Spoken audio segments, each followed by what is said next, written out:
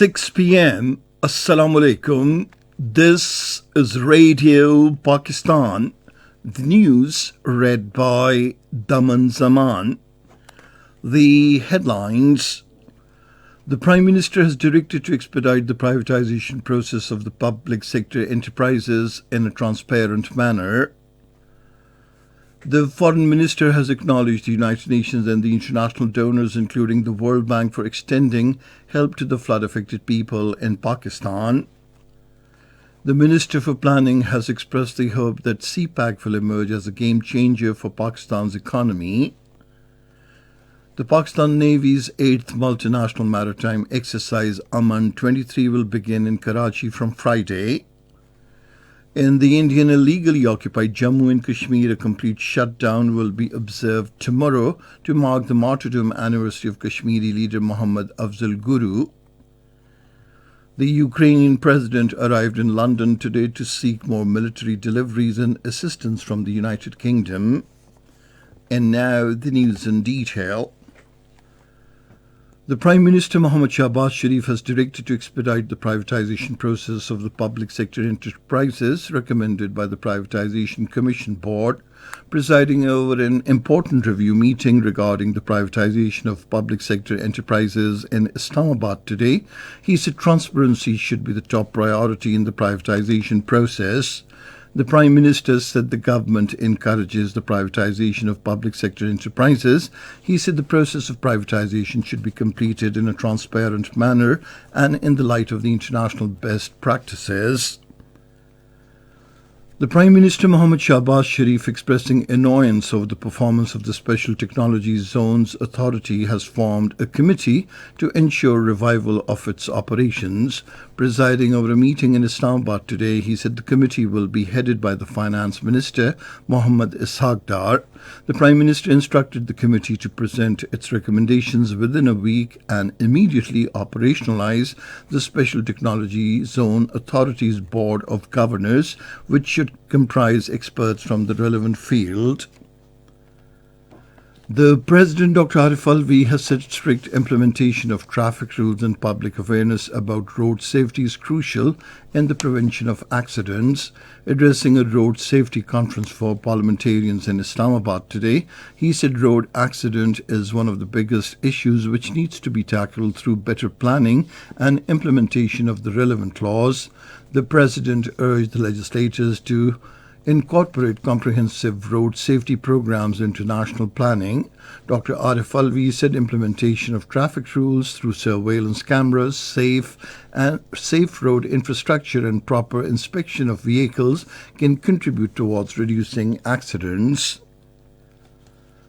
The Foreign Minister Bilawal Bhutto Zardari has expressed gratitude to the United Nations and all international donors, including the World Bank, for their quick response and help for the flood-affected people in Pakistan. Addressing a conference on the rehabilitation of the flood-affected areas in Karachi today, he appreciated the timely visit of the United Nations Secretary-General to the flood-affected areas in Pakistan. He said the World Bank released $2 billion in this regard even before the Geneva conference. The Foreign Minister said we need further $1.5 billion to build houses, of which the World Bank has given $500 million, while the Sindh government and Prime Minister Shahbaz Sharif have arranged to provide $250 million each. The Minister for Planning and Development, Ahsan Iqbal, says the entire world is looking at Pakistan, which is going to be the investment centre in the region. Addressing a ceremony in Islamabad today to celebrate China-Pakistan space cooperation, he said China-Pakistan Economic Corridor is going to be a game-changer for Pakistan's economy. The minister said when no country was willing to invest even a single dollar in Pakistan, China agreed to invest $46 billion under CPAC, which gave a message to the world that Pakistan is a safe country for investment. Ahsan Iqbal said political instability and adventurism have been the biggest threat to Pakistan's economy. The Minister for Poverty Alleviation and Social Safety, Shazia Mari, has said the Benazir Income Support Program is serving the poorest strata of the society indiscriminately. Talking to a delegation of the USAID in Washington today, she said around 8.9 million families are being provided financial assistance, and the number of families will be increased up to 10 million by 2024. The minister informed the delegation that 364 Benazir Nashanuma facilitation centres are operating across Pakistan to address the nutritional issues of women and children. She appreciated the contribution of USAID in relief activities for the flood-affected people. The Assistant Administrator of USAID, Michael Schiffer, also lauded the role of the Benazir Income Support Program in providing swift relief to the calamity-hit people. The Pakistan Navy's 8th Multinational Maritime Exercise Aman 23 will begin in Karachi from Friday. The 5-day exercise will involve participation of over 50 countries with ships, aircraft, special operations forces, marine teams and observers. Briefing newsmen about the exercise, the Commander of Pakistan Fleet Vice Admiral Awais Ahmed Bilgarami said the exercise has been divided into harbour and sea phases. He emphasised that the exercise is aimed at providing a forum for understanding maritime concepts and operational cultures, enhancing interoperability, as well as identifying ways and means to combat common threats at sea. This is Radio Pakistan. In the Indian illegally occupied Jammu and Kashmir, a complete shutdown will be observed tomorrow to mark the martyrdom anniversary of Kashmiri leader Muhammad Afzal Guru. The call for the strike has been given by the All Parties Hurriyat Conference and the Jammu and Kashmir Liberation Front and supported by all other Hurriyat leaders and organizations. India had sent Muhammad Afzal Guru to the gallows in New Delhi's Tihar jail on 9th of February in 2013 in a fake case related to the Indian Parliament attack. The shutdown will also be observed on Saturday on the martyrdom anniversary of prominent Kashmiri leader Muhammad Maqbool Bhatt. He was hanged by India in the same jail on the 11th of February in 1984 for his role in the Kashmir freedom movement. The bodies of Muhammad Maqbool Bhatt and Muhammad Afzal Guru remains buried in the premises of Tihar jail. The All Parties Hurriyat Conference in Jammu and Kashmir Liberation Front has paid rich tributes to Muhammad Maqbool Bhatt and Muhammad Afzal Guru and said the martyrdom of the two leaders infused a new spirit in the freedom movement of Kashmir.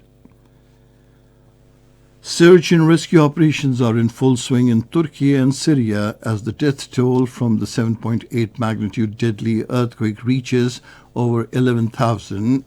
The death toll is feared to further surge as rescue workers continue search for survivors under the rubble of thousands of toppled buildings despite freezing cold weather conditions.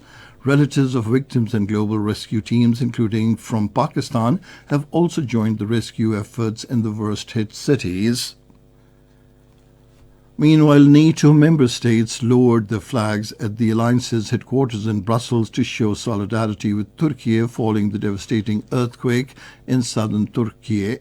NATO spokesperson Oana Luyentsku said on Twitter that allies and partners are providing various forms of assistance, including search and rescue teams with rescue dogs as well as seismic experts. He said NATO allies stand ready to provide further assistance to those in need. The World Health Organization has declared the earthquake in Turkey and Syria a Grade 3 emergency with a critical 48-hour window to save people who are trapped. The World Health Organization Regional Director Hans Kluge told Sky News that they are channeling all resources to these two countries as the key issue is search and rescue. The Ukrainian President Volodymyr Zelensky arrived in London today to seek more military deliveries from the United Kingdom. He will meet Prime Minister Rishi Sunak and King Charles and address the Parliament. Britain has trained 10,000 Ukrainian troops brought to battle readiness in the last 6 months and will train a further 20,000 soldiers this year. Ukraine's allies have promised hundreds of tanks and armoured vehicles to help Kyiv resist the Russian assault. Volodymyr Zelensky will travel to Brussels tomorrow to attend the European Union summit. Iran has revealed an underground Air Force base called Eagle 44 and the first of its kind large enough to house fighter jets. The official IRNA news agency said the base is capable of storing and operating fighter jets and drones. It is one of the country's most important Air Force bases, built deep underground. And finally, the weather report. Cloudy weather with chances of rain, wind, gusty winds, thunderstorm and hailstorm with snowfall over the hills is expected at isolated places in North Balochistan, Gilgit-Baltistan, Khyber Pakhtunkhwa and Upper Punjab during the next 12 hours. And that is the end of this news bulletin. For more news and analyses, log on to our website radio.gov.pk, and you can also watch the live video streaming of our bulletins on the link facebook.com/Radio Pakistan News Official.